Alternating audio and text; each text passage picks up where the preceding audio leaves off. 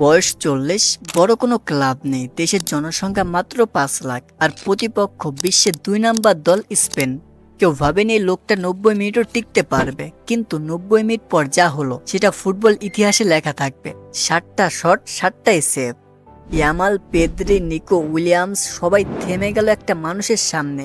এটাই শেষ না, কয়েক সপ্তাহ পর তার সামনে দাঁড়ালেন খুদ Leo Messi, defending champion Argentina. মেসির একটার পর একটা ফ্রি কিক, একটার পর একটা শট, এই লোকটা প্রতিবারই দেওয়াল হয়ে দাঁড়ালেন। একাই আটকালেন 8টা শট, তার মধ্যে 4টাই ছিল মেসির নিজের। ম্যাচটা এক্সট্রা টাইম পর্যন্ত গড়ালো। বিশ্বকাপের সব থেকে বড় অঘটন হওয়ার এক পা দূরে ছিল সেই ম্যাচ। শেষমেশ আর্জেন্টিনা জিতল 3-2 গোলে, কিন্তু পুরো বিশ্ব ততক্ষণে জেনে গেল এই গোলকিপারের নাম। এই গল্প কোনো সিনেমা না, এটা ঘটেছে 2026 বিশ্বকাপে। আর এই মানুষটার নাম ভোজিনহা। ছোটবেলায় বন্ধুরা যাকে ডাকতো লিটল গ্র্যান্ডমা বলে।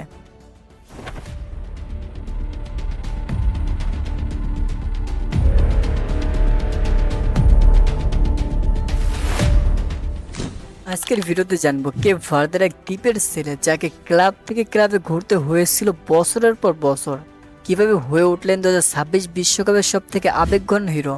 শেষ পর্যন্ত দেখুন, শেষের অংশটা আপনাকে কাঁদাবে।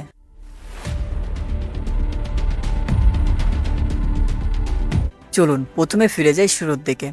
1986 সালে 3 জুন আফ্রিকার পশ্চিম উপকূলের কাছে ছোট্ট দ্বীপরাষ্ট্র কেপ ভার্দের মিন্দোলো শহরে জন্ম নেন জোসিমার হোসে এভারা দিয়াস। সাহো ভিসেন্তে দ্বীপের এই শহরটার জনসংখ্যা মাত্র 70,000-এর মতো, অর্থাৎ ঢাকার একটা মহল্লার সমান। কেপ ভার্দে বিশ্বের সব থেকে ছোট্ট দেশগুলোর একটি, মাত্র 5.5 লাখ মানুষের বাস। এখান থেকে বিশ্বকাপ খেলার স্বপ্ন দেখাটাই ছিল প্রায় অসম্ভব। জোসিমারের পরিবার ছিল সাধারণ সংগ্রামী। তার বাবা সামরিক বাহিনীতে কর্মরত ছিলেন, তাই বেশিরভাগ সময় বাড়ির বাইরে থাকতেন, আর মা সংসারের জন্য কাজ করতেন। এই জন্য শিশু জোসিমারের সব থেকে বেশি সময় কাটত তার দাদা দাদির কাছে। মজার একটা তথ্য, জোসিমারের বাবা চেয়েছিলেন ছেলের নাম রাখবেন ভালদানো, রিয়াল মাদ্রিদের বিখ্যাত আর্জেন্টাইন স্ট্রাইকার হোহে ভালদানোর নামে, কিন্তু কর্তৃপক্ষ সেই নাম রাখতে দেয়নি। যে ছেলেটার নাম হওয়ার কথা ছিল একজন কিংবদন্তি স্ট্রাইকারের নামে, ভাগ্যর কি পরিহাস, সে বড় হয়ে হলো গোলরক্ষক, আর প্রতিপক্ষের সেরা স্ট্রাইকারদের বল ঠেকানোই হলো তার কাজ। দারিদ্র্যের মধ্যে বড় হয় ছেলেটার জন্য ফুটবল ছিল বিনোদনের একটা প্রধান উৎসব, আর দ্বীপের মানুষের কাছে ফুটবলই ছিল স্বপ্ন দেখার একমাত্র রাস্তা।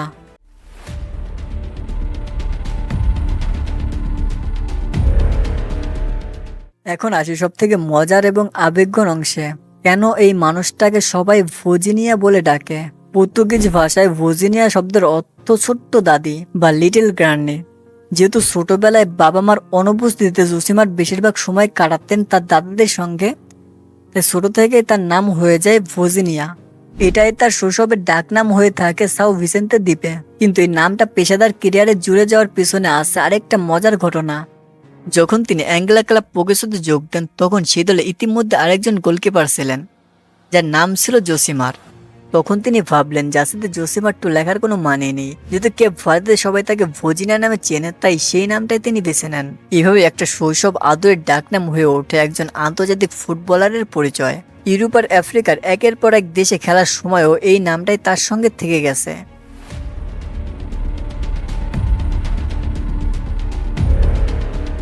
এখন যদি ভাবেন ভোজিনিয়ার ক্যারিয়ার ছিল স্মুথ, তাহলে ভুল ভাবছেন। বরং এটা ছিল এক দীর্ঘ ক্লান্তিকর যাত্রা, যেটাকে বলা যায় ফুটবলের যাযাবর জীবন। তিনি পেশাদার ফুটবল শুরু করেন বেশ দেরিতে। 25 বছর বয়সে 2011 সালে কেপ ভার্দের স্থানীয় ক্লাব বাতুকের হয়ে এরপর যোগ দেন শহরের প্রতিদ্বন্দ্বী ক্লাব মেন্দেলেন্সেতে। তারপর শুরু হয় তার আসল যাত্রা। অ্যাঙ্গেলা পোকোসো ক্লাবে যোগ দেন। মোলদোভা 2015 সালে জিম্বিরো কিশোনাই ক্লাবে। পর্তুগাল 2016 সালে গিল ভিসেন্তেতে, যেখানে 32 ম্যাচে 5টি প্লান্টি বাঁচান। সাইপ্রাস 2017 সালে এল লিমাসল ক্লাবে, যেখানে টানা 5 বছর কাটান এবং 2021-22 মৌসুমে সাইপ্রিয়ট প্রথম বিভাগ লিগ জিতেন। এটাই তার ক্যারিয়ারের একমাত্র বড় ট্রফি। স্লোভাকিয়া 2022 সালে এস ক্রেচিনে, আবার পর্তুগাল 2024 সালে জিডি স্যাভেসে যোগ দেন। ভাবুন তো, আফ্রিকা থেকে ইউরোপের 5টার বেশি দেশ ঘুরে বেড়েছেন এই মানুষটা। কখনো বড় কোনো ক্লাবের হয়ে খেলার সুযোগ পাননি, কখনো বড় অঙ্কের ট্রান্সফার ফি যোগ হয়নি তার নামের পাশে। 2026 সালের জুন মাসে 40তম জন্মদিনের কাছাকাছি সময়ে যখন তার চুক্তি শেষ হয়ে যায়, তখন তিনি কোনো ক্লাব ছাড়াই ফ্রি এজেন্ট হিসেবে বিশ্বকাপে যান। একটা 20 বছরের ক্যারিয়ারে মাত্র একটা ট্রফি, কোনো ক্লাব ছাড়াই বিশ্বকাপে যাওয়া। এই গল্পটাই বলে দেয় বিশ্বকাপে তার সাফল্য কতটা অবিশ্বাস্য ছিল।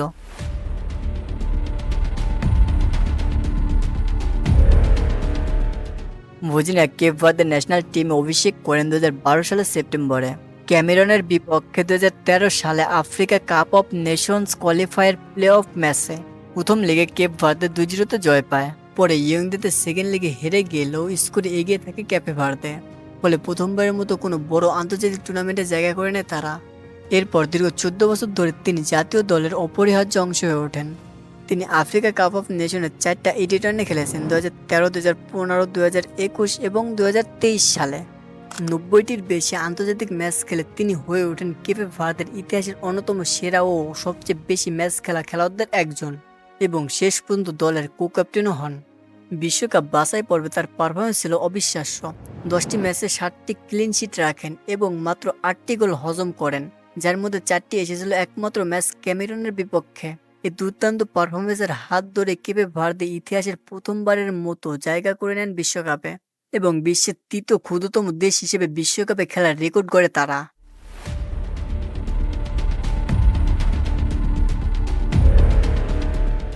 এবার আসে সেই মুহূর্তে যেটা রাতারাতি বদলে দেয় ভজিনিয়ার জীবন। 15 June 2026 Atlanta stadium group H ম্যাচে মুখোমুখি বিশ্বের 2 নম্বর র্যাঙ্কিংধারী স্পেন আর 67 নম্বরে থাকা কেপে ভার্দে ফিফা র্যাঙ্কিং এর হিসাবে।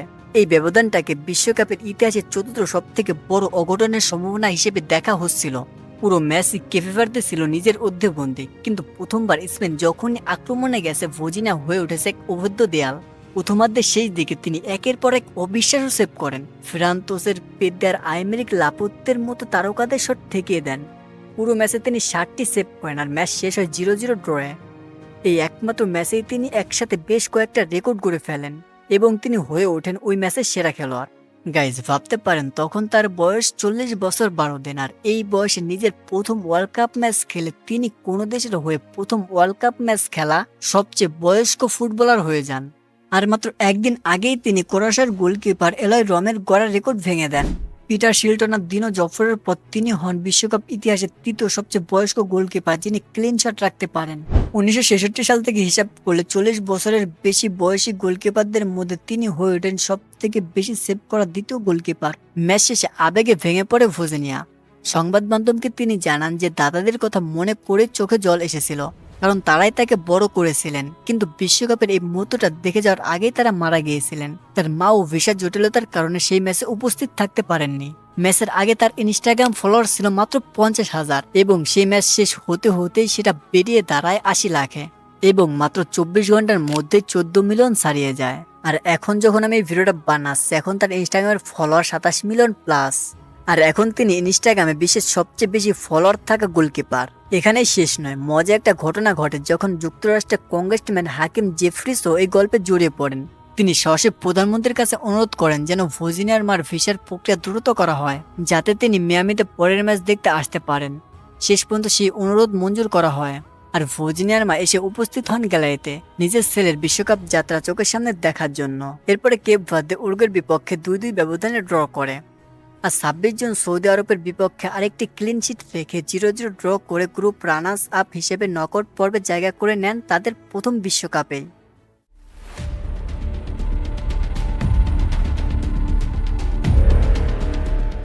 চলো এবার আসি গল্পের সবচেয়ে হৃদয়স্পর্শী অধ্যায়ে। 3 জুলাই 2026 ম্যামের হার্ড রক স্টেডিয়ামে রাউন্ড অফ 32-তে কেপে ভার্দের মুখোমুখি হয় ডিফেন্ডিং চ্যাম্পিয়ন আর্জেন্টিনা লিও মেসির দলের সঙ্গে।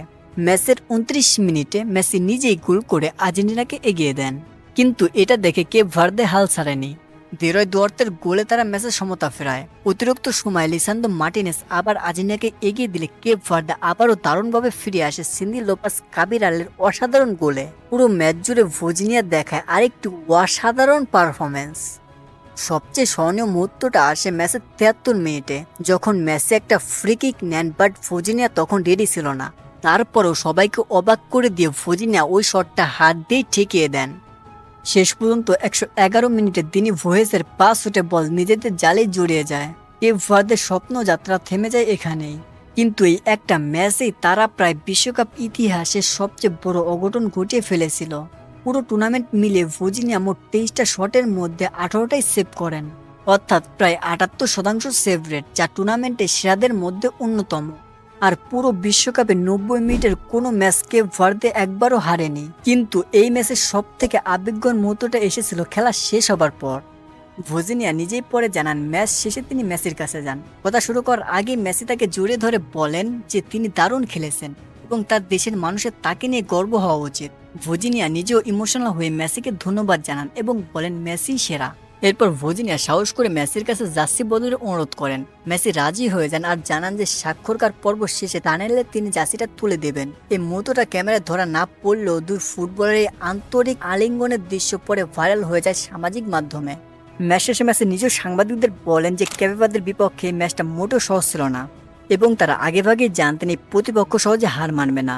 তো গাইস, এটা কিন্তু কোনো মুভির চেয়েও কম না। হেরে যাওয়ার সত্ত্বেও ভজিনিয়া ফিরে আসেন একজন নায়ক হিসেবে। বিশ্বকাপ শুরুর আগে তার ইনস্টাগ্রাম ফলোয়ার সংখ্যা ছিল মাত্র 50,000, আর তার বিশ্বকাপ শেষ হতে হতে ফলোয়ার সংখ্যা দাঁড়ায় 23 মিলিয়নেরও বেশিতে। সো ভজিনিয়ার গল্প আমাদের কি শেখায়? একটা ছোট দ্বীপরাষ্ট্রের সাধারণ পরিবারে জন্ম নেয় একটা ছেলে যে 25 বছর বয়সের আগে পেশাদার ফুটবল শুরু করতে পারেনি, যাকে বারবার এক ক্লাব থেকে আরেক ক্লাবে ঘুরতে হয়েছে, যার ক্যারিয়ারে মাত্র একটা ট্রফি জমা হয়েছে, আর যাকে 40 বছর বয়সে ক্লাবহীন অবস্থায় বিশ্বকাপে যেতে হয়েছে। কিন্তু তিনি হাল ছাড়েননি, নিজের 18 বছর বয়সী স্বপ্নটাকে ধরে রেখেছিলেন।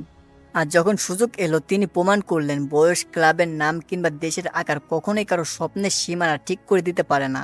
একজন 40 বছর বয়সী ক্লাবহীন গোলরক্ষক গোটা বিশ্বকে দেখিয়ে দিলেন ধৈর্য আর বিশ্বাস কিভাবে একজন মানুষকে ইতিহাসের পাতায় জায়গা করে দিতে পারে।